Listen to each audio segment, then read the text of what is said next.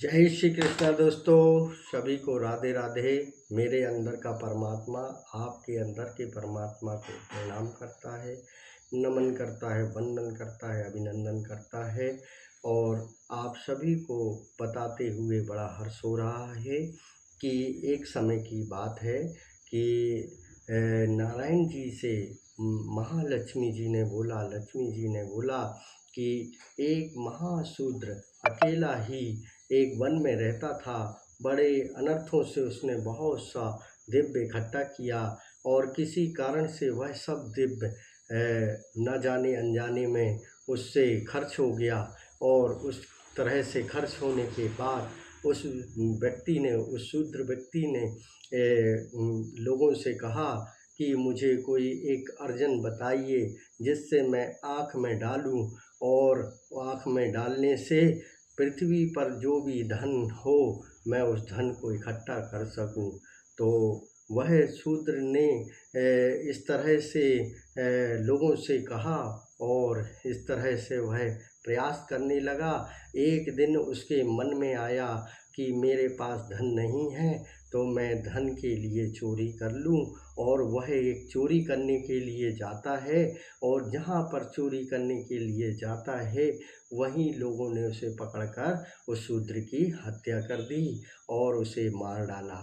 और उसके मरने के बाद उस जो शूद्र है, उस शूद्र ने एक कहना चाहिए कि शूद्र ने जो है कहना चाहिए शूद्र ने जो है उसने प्रेत योनि को पा लिया। और प्रेत योनि के पाते ही वह एक वट वृक्ष पर निवास करने लगा।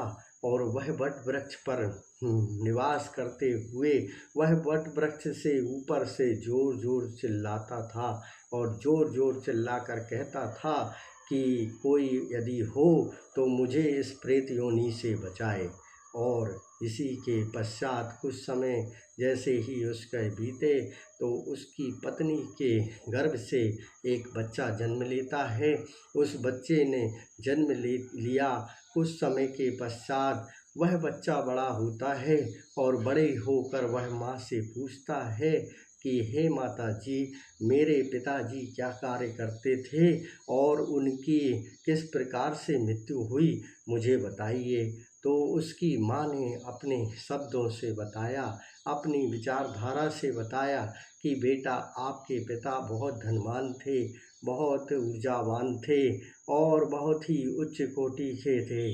पर उनके पास जो सारा धन था वो अचानक से वह सारा धन खर्च हो गया। उस खर्च होने के कारण उन्होंने एक बार ऐसा सोचा कि मैं धन इकट्ठा करने के लिए थोड़ा चोरी कर लूं। तो वो चोरी करने जब गए तो वहीं पर लोगों ने उनको मार डाला और मरने के बाद उन्होंने प्रेत योनि को धारण कर लिया। ऐसा हम सभी को फील होता है, महसूस होता है। और उसकी माता से पुत्र ने कहा कि हे माता जी, इस तरह से यदि हमारे पिताजी की मृत्यु हुई, हत्या हुई, तो क्या हमने उनका तर्पण अर्पण श्राद्ध वगैरह हमने कराया? तो माता जी ने बोला कि नहीं बेटा, हमने इस तरह का कोई भी कार्य नहीं किया और ना ही हमने श्राद्ध कराया, तर्पण कराया। तब उसका बेटा पुत्र बोलता है कि माता जी, हम सभी को उनका श्राद्ध करना चाहिए, तर्पण करना चाहिए, तर्पण करवाना चाहिए, गया जी में जाना चाहिए, प्रयागराज में जाकर उनका तर्पण अर्पण करना चाहिए, श्राद्ध करना चाहिए। तो बेटा किसी पंडित जी के पास जाता है और पंडित जी से सारी विधि विधान पूछता है, पंडित जी से रिक्वेस्ट करता है, पंडित जी से याचना करता है कि पंडित जी, मुझे अपने पिताजी का श्राद्ध करना है और मैं वह श्राद्ध करने के लिए गया जी जाना चाहता हूँ, प्रयागराज जाना चाहता हूँ।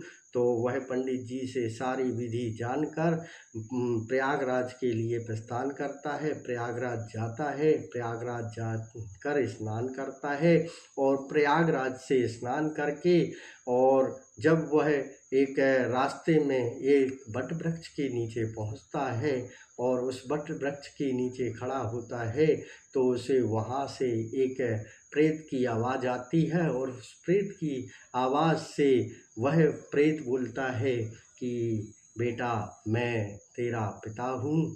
और वही वट वृक्ष था जिसमें वह शूद्र चोरी करने के पश्चात वह वट वृक्ष पर निवास करता था। तो उसने जाना कि यही मेरे पिता हैं और मैं इन्हीं का श्राद्ध करने जा रहा हूँ। तो यह श्राद्ध की जो वो है वह बोलता है। और उस बालक का जो नियम था वह नित्य प्रतिदिन पूजा पाठ करता था और उसका एक विशेष नियम था कि वह प्रत्येक दिन गीता का एक अध्याय का अध्ययन करता था। और अध्ययन करने के पश्चात जब वह अध्ययन करता था तो नित्य प्रतिदिन भगवान का स्मरण, माँ लक्ष्मी का स्मरण, श्री नारायण जी का स्मरण, योगेश्वर श्री कृष्ण भगवान का स्मरण करता था और ब्रह्म मुहूर्त में करता था। इस तरह से जब वो करता था तो उसकी नित्य की जो आदत थी, नित्य की जो हैबिट थी, नित्य प्रतिदिन कार्य करने की जो शैली थी वह श्रीमद् भगवद गीता से ही किया करता था। उस दिन उसने भी वही किया। उसने उस दिन भगवान की श्रीमद् भगवद गीता का तीसरे अध्याय का वहाँ पठन किया और तीसरे अध्याय का पठन करने के पश्चात उसके जो पिता की जो प्रेत योनि थी उसके पिता की प्रेत योनि से उसकी मुक्ति हो गई। और मुक्ति होने के बाद उसके पिता जो हुए वो सिद्ध मतलब कहना चाहिए कि स्वर्ग की गामी बन गए, स्वर्ग के लिए प्रस्थान किया और उनको अपनी प्रेत योनि से उनको मुक्ति मिल गई। इस तरह से यह आता है। इस तरह से श्रीमद् भगवद गीता का ये जो रहस्य है, श्रीमद् भगवद गीता का जो सार है, श्रीमद् भगवद गीता का जो महत्व है, ये महालक्ष्मी जी और विष्णु जी, श्री नारायण जी महालक्ष्मी जी से कहते हैं। और आगे भगवान कहते हैं कि इस तरह से जो धर्मराज वो यमराज था, यमदूत थे, तब धर्मराज के पास यमदूत ने जाकर कहा कि धर्मराज नरक में बहुत से लोग नहीं हैं, नरक तो उजड़ पड़ा है। जो कई जन्मों के पाप कर्मा थे उनको विमानों पर बिठाकर श्री ठाकुर जी के पार्षद ले गए। इतना सुनते ही धर्मराज श्री नारायण जी के पास गए। वहाँ जाकर धर्मराज ने हाथ जोड़कर कहा, हे त्रिलोकीनाथ, जो जीव जन्मांतर के पापी थे उनके आपके पार्षद विमानों पर चढ़ाकर बैकुंठ को ले गए। अब नरक में यातना भोगने का दंड किसको दूं? तब श्री नारायण जी ने बहुत प्रसन्नता से कहा, हे धर्मराज, तू दुखी मत हो और ना अपने मन को बुरा मान, ना अपने मन को दुखी कर। मैं तुझसे एक वेदांत कहता हूँ, उसे सुनो, श्रवण करो। ये जीव पापी थे, इनका कोई पिछला धर्म उदय हुआ। अपने पिछले धर्म के उदय होने से धर्म द्वारा ये महापापी जीव बैकुंठ को गए। और एक आज्ञा मैं तुझे देता हूँ, जो जीव श्री गीता जी का पाठ करे अथवा श्रवण करे या कोई किसी को पाठ किए का फल दान दे तो उस जीवों को तू कभी नरक ना देना। इतना सुनकर धर्मराज अपनी पूरी को आए और आकर अपने यमदूतों को बुलाकर कहा, यमदूतों सुनो, जो प्राणी श्री गीता जी का पाठ करे अथवा श्रवण करे या पाठ किए का फल किसी को पुण्य दे, उस प्राणी को तुम कभी नरक में नहीं लाना, ना डालना। जो जीव श्री गीता जी का पाठ करे, श्रवण करे, उसका फल कहाँ तक कहने में नहीं आ सकता। तब श्री नारायण जी ने कहा, लक्ष्मी जी, यह तीसरे अध्याय का फल है। मैंने तुमसे कहा सो तुमने मुझसे सुना। और यही गीता जी का सार है दोस्तों। और भक्तजनों, यही ये श्री भगवत गीता का सार है। और मैं आपको बताना चाहूँगा, श्री योगेश्वर श्री कृष्ण भगवान की जो भगवत गीता है, श्रीमद् भगवत गीता श्री कृष्ण भगवान के मुख से निकली है। भक्तजनों, श्रीमद् भगवत गीता आपके मन से, आपके तन से और आपके श्रद्धा भाव से करने पर, सुनने पर, भाव और श्रद्धा से भगवान कृष्ण की श्रीमद् भगवत गीता को सुनने मात्र से आपके जीवन से दरिद्रता दूर हो जाती है और अमीरी का आगमन होता है। जिस तरह से उस शूद्र के बालक ने एक श्रीमद् भगवत गीता की कथा से अपने पूरे पूर्वजों के और जो भी पितृ दोष थे, उस पितृ दोष को उसने श्रीमद् भगवत गीता के तीसरे अध्याय से यहाँ से उसने पूरे कहना चाहिए नरक में जितने भी उसके पूर्वज पड़े थे सभी को मुक्ति दिला दी। और मुक्ति दिलाने से धर्मराज को ये पता चला कि हमारा नरक तो पूरा खाली हो गया। क्यों खाली हो गया नरक? और नरक में कोई भी नहीं बचा, क्योंकि सारे उसके पूर्वज पड़े हुए थे।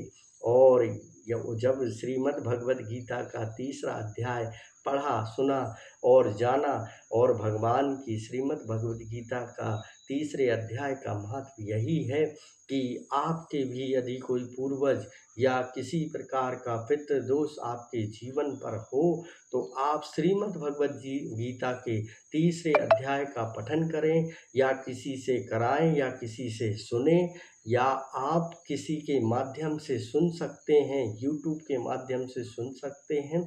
यही महत्व है दोस्तों श्रीमद् भगवत गीता का। और भाव और श्रद्धा से श्रीमद् भगवत गीता को सुनने मात्र से आपके तन से, आपके मन से और आपके पूरे शरीर से और आपके पूरे परिवार से गरीबी और दरिद्रता का नाश होता है और अमीरी का आगमन होता है। आपके व्यापार में, आपके रोजगार में और आपके उन्नति के क्षेत्र में आप सूर्य भगवान के समान प्रकाशित होते हैं और दिन प्रतिदिन, दिन दोगुनी रात चौगुनी तरक्की करने लगते हैं। श्रीमद् भगवत गीता का यही तीसरा महत्व है। मैं आप सभी लोगों को प्रणाम करता हूँ। मेरे अंदर का परमात्मा आपके अंदर के परमात्मा को प्रणाम करता है। श्रीमद् भगवत गीता की जय। योगेश्वर श्री कृष्ण भगवान की जय। राधे राधे। जय श्री कृष्णा। दोस्तों, मैं सुबह रोज आप सभी लोगों के लिए 5 बजे से सुबह 6 बजे के बीच श्रीमद् भगवत गीता लेकर आता हूँ और आप सभी लोग मेरे साथ, पूरा ब्रह्मांड, पूरा यूनिवर्स एक साथ जुड़कर मैं श्रीमद् भगवत गीता के साथ एकाकार करके श्रीमद् भगवत गीता जी के पाठ करता हूँ ब्रह्म मुहूर्त पर 5 बजे से 6 बजे तक। और मेरे साथ जुड़े रहिए, बने रहिए। अगले 90 दिनों तक मैं आपके जीवन पर बहुत सारे चमत्कार देखना चाहता हूँ और हम सभी लोगों के जीवन पर बहुत सारे चमत्कार हों, क्योंकि आप हैं दुनिया के सबसे महान चमत्कार। You are the greatest miracle in the world. You are the greatest miracle in the world. You are the greatest miracle in the world. I am the greatest miracle in the world. मैं दुनिया का सबसे महान चमत्कार हूँ। मैं दुनिया का सबसे महान चमत्कार हूँ। मैं दुनिया का सबसे महान चमत्कार हूँ। जय माता की, जय गुरुवर की।